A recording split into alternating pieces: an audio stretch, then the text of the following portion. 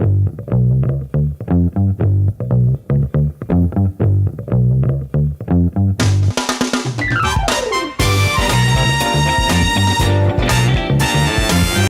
up, everybody? Welcome aboard to Bubba's Bottom Line, our weekly edition that goes along with our Bubba's Daily Updates. And great to be here, and I'm glad you are here to see what's going on. And of course, if we look back at last week's markets,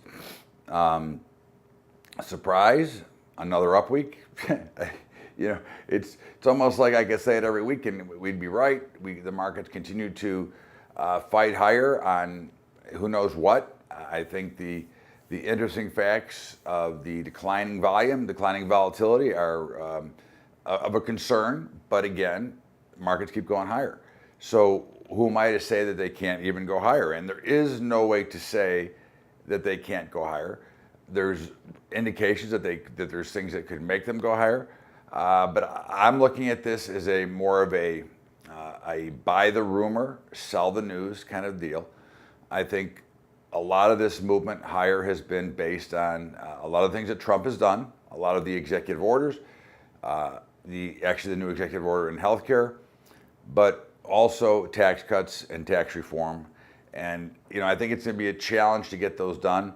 But as you continue to push markets higher on air, as you continue to build what we'll call the house of cards, you will see that the markets are going to reach a point at some point. And again, the number I couldn't even care to guess or hazard a guess at what to tell you what it's going to be. But at some point up here, the markets are going to find a reason that they no longer want to go higher, and then they'll sell off. But until then, you look at this, and I think that what we have here is a rally based on what's going to happen. The market's being forward-looking, price a lot of these things in early, but if we look back, we started earnings season last week. JP Morgan, Wells Fargo, Bank of America, and Citigroup. They all beat on earnings, but they all had the same complaint. And I think this is something that is worth noting. The complaint is that their trading revenues were down, which makes sense because the lack of market activity does tend to bring down the cost and the profits made from trading. But the bigger concern is what we've talked about here for, on the Bubbas show and here for years, and the amount of debt that's being piled up right now. Their concern is a lot of their profits came from credit card debt, which is probably less than 50-50 that it will get paid back. So the debt is an issue when you tie it in with everything else. If you take a look at the lack of jobs and the lack of good jobs, and of course, we talked last week about the jobs number, which was lost 33,000 jobs, but higher wages. But are the wages really higher, and was it really rightfully blamed on the hurricanes? And I would venture to say no. I would venture to say that we have a problem. This is the same concern that we've seen for a number of years. When the Obama administration, took out the coal industry, basically, and took out some of the other industries without warning, that reduced wages of many Americans. And of course, when you see that those Americans are now going back to work into part-time jobs, into minimum wage jobs, that does not help with the benefit package. The benefit package is, we can talk all we want about salaries and how much we're making. But it's not always about what you're making, it's about what you don't have to pay out. And of course, healthcare is a gigantic cost today. And if you have to pay out the healthcare, the companies didn't want to hire because of Obamacare, okay? And then people that didn't want to be in Obamacare, because again, if you talk about some of the things you get roped into, it's kind of like the cable TV, the menu where you get so many channels, but so what? So if I get 200 channels, but I watch 3, what do I need 200 for? The real issue here is that when you're giving a woman in her 60s or 70s maternity care that she's paying for, okay, it doesn't work out right. When you try to pool everybody in, and you want healthy people to pay for people that are not healthy, that doesn't work out well either. Now again, that goes back to how do you set the policies up? And of course, I think a lot of the information out there now, and I think we saw this with that new executive order of Trump, is that associations can now cross state lines to get insurance. Now, again, this won't take place right away, but that's the theory, because now you take the example that they actually used was Fast Signs, which has, I think, 600 locations, or maybe 600 locations, 6,000 employees.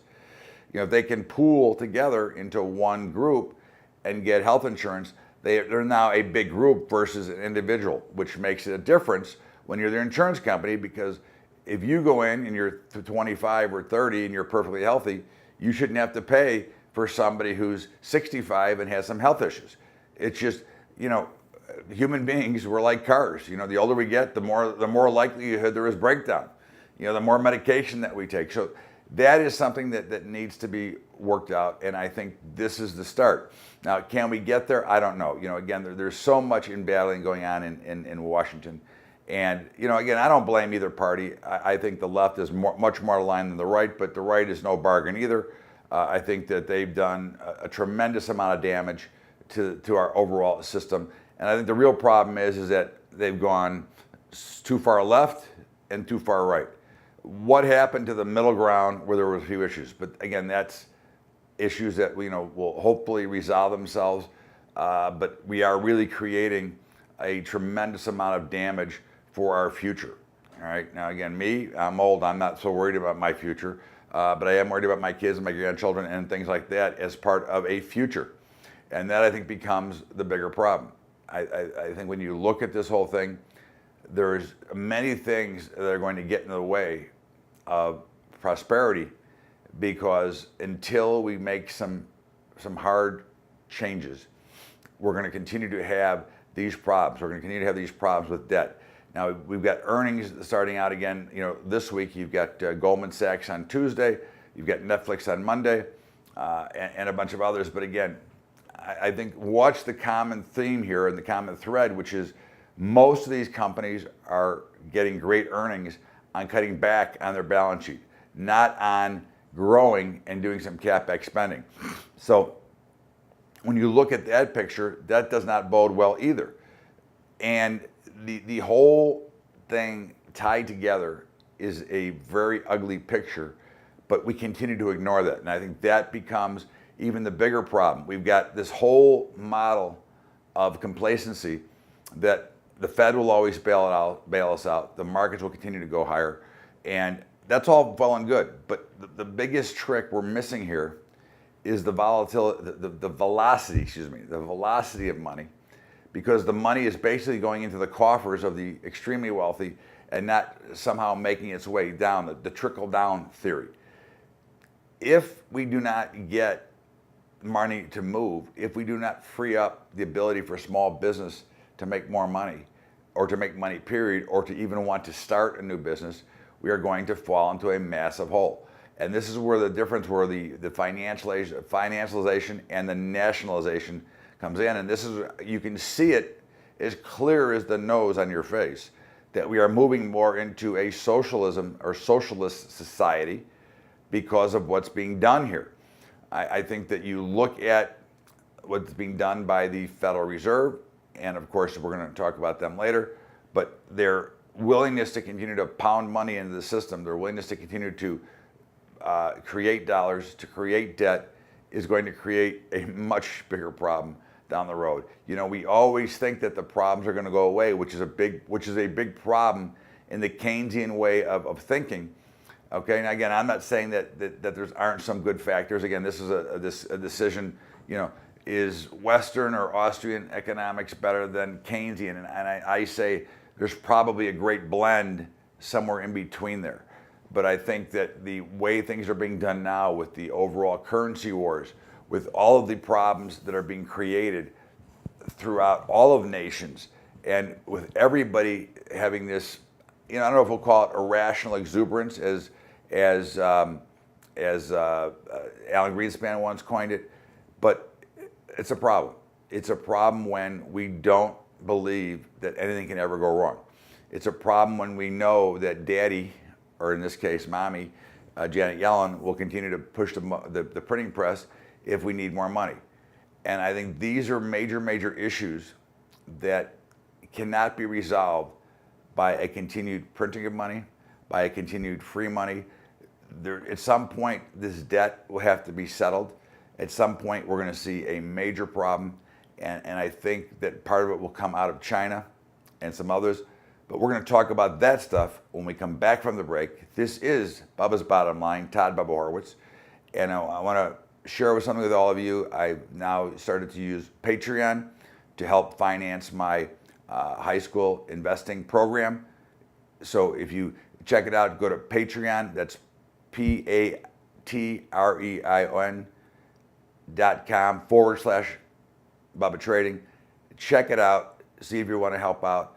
We're now trying to continue to grow this high school program. And since I finance it by myself, check it out. Meantime, we're going to step out here for a break, and we'll be back with more right after the break on Bubba's Bottom Line. We'll be right back.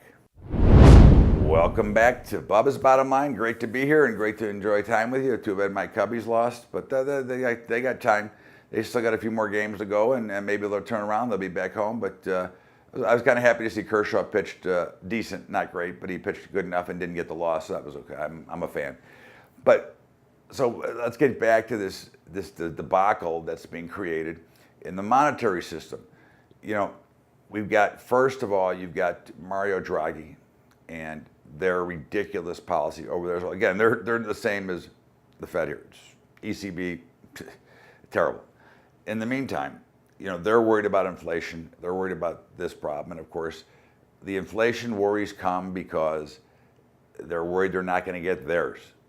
They need inflation to hike your asset prices so that you can pay more taxes, so they can finance this stupid debt that they continue to put out there, $4.5 trillion just by the Federal Reserve. It's ridiculous. And of course, Draghi continues to beat the drum that they're going to do whatever it takes, and they're worried about inflation. You know what's amazing is we've seen this movie over time, and it always ends up very poorly. And then, of course, it always ends up very poorly hurting the stock markets, because right now you're flooding assets into the markets. You know, Japan owns 55% of their market, of their stock market.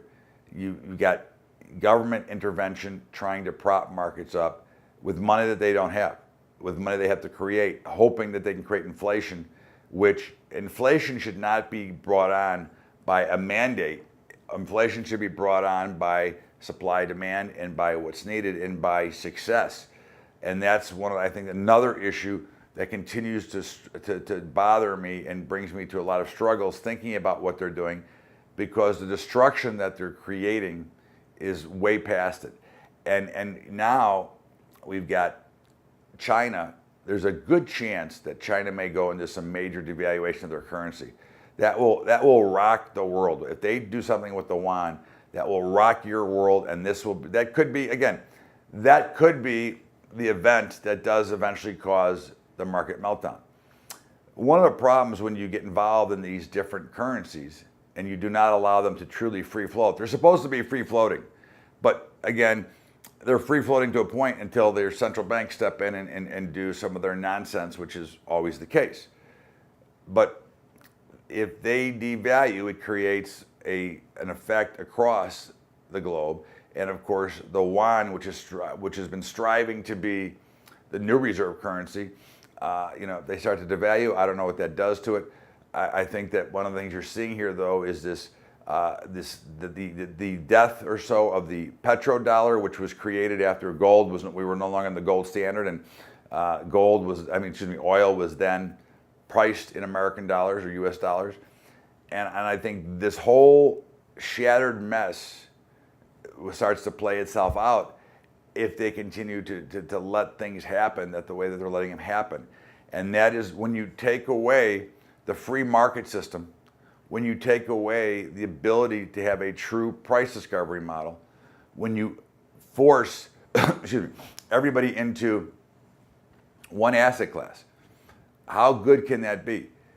Can you picture it now? You've taken away the free market system. You've systematically forced every investor to go into the stock market. Why? Because that is somehow the gauge or the mentality that we all think of. Well, if the market's doing well, then everything is doing well. What we don't look at is what is wrong and what is not doing well. And what is not doing well are jobs stink. What are not doing well is wages stink. What is not doing well is we can't afford health insurance. So there's so many things that we continue to ignore that eventually they have to come back. Things just don't disappear on their own. Things just don't just say, okay, it's over. All right, now you look at retail. Retail sales were down once again. All right, now again, we call it maybe the retail ice age, maybe not, but that goes back to the theory that, who wants to go to a retail store? I don't have to. And of course, Amazon sent shockwaves through the pharmacy industry last week, Walgreens, CVS, and the likes, because they're thinking about getting into the pharmacy business. Can you imagine?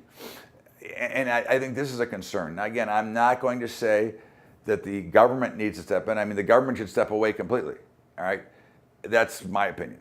But the ability that what's been created here now, you've got Walmart and Amazon out. And I'm going to say that if things continue as they are, a couple of years from now, there will only be Walmart and Amazon. And what's going to happen is they could potentially collude on price fixing. Now, I know that's far-fetched to think about, but it's something that could be actually very real. And, Archer Daniels Midland tried it in the 90s with some vitamins, especially lysine, which really hurt farmers. All right. Again, these are issues that nobody talks about, but are real issues. They're real concerns. Again, if I systematically wipe out all my competition, then I'm free to price. If you remember, I can't remember the name of the company, but the company with the peanut butter allergy, the EpiPen, all right? Do you realize that they systematically put everybody out of business, all right? And of course, they were charging $1 gazillion for that thing. And of course, they went through some troubles, but in the meantime, still nobody else is making it. There was other competition, but when you destroy and you wipe out competition, you are free to charge as you wish. It's like what was tried with Standard Oil, okay, and the Rockefellers. We don't think about these things. We let them go and we destroy. And the only reason that Amazon has been able to do what Amazon's been able to do is basically because of the Fed, because of their lack of ability and understanding on how we let these things grow. But these are very, very serious issues that are truly a part of what can happen. Now, again, I'm not saying it's going to happen. I'm just concerned that it can happen. I'm worried about the future. I'm worried about all the pensions collapsing. I'm worried about all the people right now, all the fixed income people that have every one of their dimes in the stock market because there's nowhere else to go. That to me becomes a problem. That was the destruction of the free market system because you don't have free products out there to trade. Tie that into with companies that now are contracting to get their earnings to be terrific, which is great for the stockholders and great for the CEOs, but it's not good for the average Main Street. And that, again, is another issue. Are we going to continue to ignore Main Street? Are we looking for another revolution in this country? And that, I think, is the direction you're headed. You're kind of seeing it start to play out in the Democratic and the Republican Party. It's kind of like a little bit of a revolution. Now, I'm not saying there's going to be one. I'm not saying that that's going to happen, but this is how it starts. It starts very innocently. And look at the hatred you have. Look at the state senator from Missouri again, forget her name, I should forget her name, who ran the new Adolf Hitler and Donald Trump, all right, where he, that commercial that had all that problems with the person, and I don't remember if she was white or if she was black, but she took off her top and she turned to the other color, and now she shows this thing with Donald Trump, I think on Facebook, that Donald Trump pulls off his clothes, he becomes Adolf Hitler. I think that is tragic that this is the way that state senators can act, and I think this is tragic that we spend so much time trying to bash the president versus trying to make America great. But these are all warning signs that are showing you that there's something much bigger coming on down the road. I think this is something that, again, becomes a much greater issue when you think about it, because you're creating so much hatred and so much pain and so many things that are driving the two parties away. I mean, think about it. Could it be a civil war between the Democrats and the Republicans? I mean, you know, when you think about things, I mean, again, we don't think about it because it hasn't happened, but there certainly is a tremendous amount of feeling on opposite. And I think these are things that can create these major problems as well. So there's so many things that you look at that I think could be created. And of course, we get back into the inflation thing and what the Fed is trying to do. And there's so many other things out there, but it's amazing how we can hone in on a few things that are really having this major effect on people, on markets, on money, and where do we go from here? And I think that becomes the bigger problem, okay? I think that becomes the bigger issue. But we're gonna step out of here for a break. This is Bubba's Bottom Line, Todd Bubba Horwitz. Again, just a reminder, we're now starting to use Patreon to help raise some money for the high school students. You know, we want to continue to expand, but I need to get a little bit of help now, and since I have no sponsors, I'm looking to get help for providing content to everybody. But you can check it out at Patreon. That's patreon.com/Bubba Trading. Patreon.com/Bubba Trading. In the meantime, don't forget to check out the Bubba Show every day from 2 to 3 Eastern at LibertyTalk.fm. We're going to step out here for a break, and we will be right back with my commentary after the break. Bubba's Bottom Line. Welcome back to Bubba's Bottom Line. Todd Bubba Horwitz with you. And of course, what would a week be without me bitching about something, right? All right. So last week, we had the Federal Reserve. They put out their minutes on Wednesday. And of course, it was the typical impossible to decipher verbiage that nobody could ever understand. All right. And, you know, again, I've called them before. I'm not afraid to call them again. They're two-faced. You don't know what they're saying. It's almost impossible to interpret what they're trying to do. Now, the first thing is that they're totally clueless as to what the real world and the real life is about, because none of them have ever, I think, gotten their hands dirty or had to fix something or whatever. Now, we all know that life works on common sense, not on books. You know, you can get the instruction manual, but a lot of times things don't go to the manual. So now with their ridiculous inflation target again, all right, now you know what's going to happen right here. We've seen this movie before. This is not the first time. We're going to go from no inflation to hyperinflation, and the whole world's going to fall apart. Now, the real problem is that their willingness to destruct the free market system. And if you think about this, all right, what is truly a free, what is left other than a flea market? What is left is a free market, all right? Now, this is all a way of building more of a nationalism system or a socialist system, because eventually, if they don't let the markets price the asset classes by themselves, if they don't let the markets go through the true free market and price discovery model, if they don't let companies fail that should fail and stand away and let the markets determine who should be and who should not be, you're going to end up with some kind of major financial collapse. This is not brain science surgery, right? They are walking around like the Walking Dead, all right, that have no idea of what to do next. And they continue to harp on this inflation. But you have to remember one thing. It's kind of hard to get any true inflation when a big majority of your population is not working. And the ones that are working are not making any money.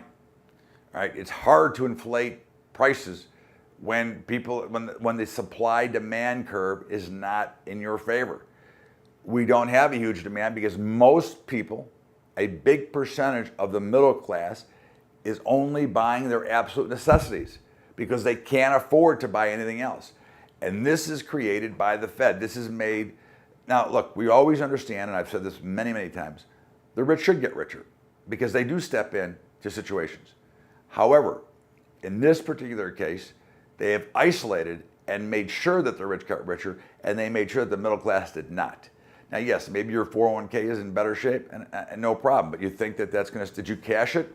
You know, until you take the money out, you haven't realized the gain or the loss, all right? So right now you're on error, and believe me, there is no issue that at some point in whatever time frame, I can't give you the time, these markets will have another major correction, taking you and putting you to a decision for all of your money. And what are you going to do when your IRA or your 401k or whatever it goes from 500,000 to 200,000? That's going to happen. Okay, it's not. Again, I'm not gloom and dooming it. I'm not a perma bear. I'm just saying that that's part of the natural markets, right? And when you forced the hand of everybody, which this is what the Federal Reserve has done, into one asset class, you cannot continue to bail it out forever. Now, we've got major problems in this country that have to be resolved, and the way that we're going about them, they will never get resolved.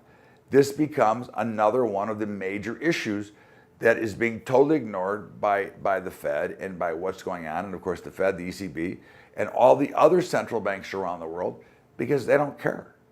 That's the real point. They don't care. They care about taking care of the banks and making them rich on our time and our money.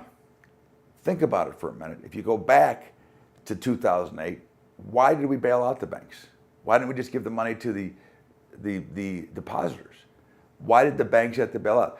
The banks are too big. If we continue at this current pace, which has been created again by the Fed, and you continue to get these big banks, and you're now going to have big Amazon, big Walmart, and nobody else, what do you think is going to be left for us? We'll be like living in a camp. This is not the way to grow the economy. This is not the way to make things better. And having a group that only understands how to read directions out of a book on theory, a group that can't recognize a bubble when they're creating it, a group that can't recognize what the financial system is supposed to do, a group that doesn't understand price discovery and free markets is not the group that you want determining your future. And that's what the Federal Reserve is. They are a worthless organization that was created, in my opinion, to take away and allow a select few to accumulate the dollars. Think about it. No big deal. I wasn't always like this, but it certainly seems like it now. Anyways, that'll do it for this week. Thank you so much for being here. It's always a pleasure to talk to you and share some ideas with you and what's going on. In the meantime, look for the markets to continue the same pattern for now. I don't see any reason that will change. You'll probably continue to see this slow drift, no volatility, and until that changes, it'll be what it'll be. But there'll be something at some point. Nobody knows when, but there will be something. Have a great weekend, everybody. Have a great day. I appreciate you. Go Cubbies. Bubba's Bottom Line. Don't forget, Bubbas Show, 2 to 3 Eastern, every day at LibertyTalk.fm. Have a great week, everybody. This is Bubbas signing off. We'll see you next time. Thanks.